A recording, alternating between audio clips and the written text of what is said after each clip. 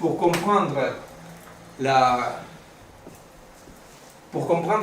les processus de connaissance, on disait qu'on faisait trois étages. On disait qu'ici c'est la perception, ici c'est la A-perception, ici on mettait la conscience, ici on mettait la conscience réflexive. Non? Alors, on dit quoi? À niveau de la perception, qu'est-ce qui se passe? À niveau de la perception, on dit qu'un organisme est en contact permanent avec une sorte de flux, qu'on peut dire, physique, énergétique, physico-chimique, énergétique, n'est-ce pas? On est en contact permanent. Mais ici, disons qu'il n'y a pas une base. Ici, il n'y a pas une base. Tout organisme est en permanence influencé par ce que l'autre va appeler la perception. La perception signifie que nous sommes en contact, chaque organisme est en contact avec un ensemble de l'existant. Un ensemble de l'existant.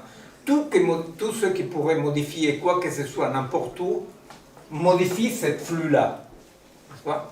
Mais l'organisme, qu'est-ce qu'il va capturer? Que c'est ce que Whitehead appelle la préhension.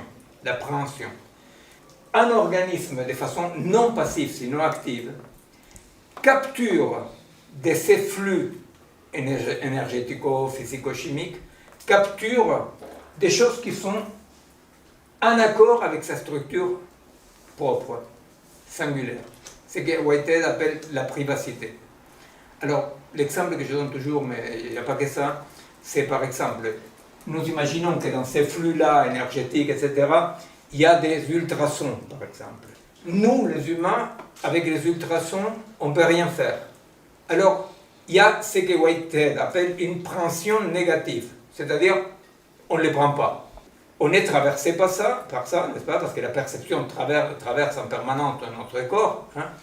Mais avec ça, on ne peut rien faire. L'organisme construit ou ne construit pas une image imperceptive, une image. Après, entre des organismes différents, il existe aussi des liens qui font que, par exemple, entre deux organismes, il y a des choses que la perception de lui ne lui permet pas de la capturer. Et la perception de lui ne lui permet pas de la capturer. Par contre, dans leur association, il existe une sorte de surface aperceptive commune qui après elle est distributive.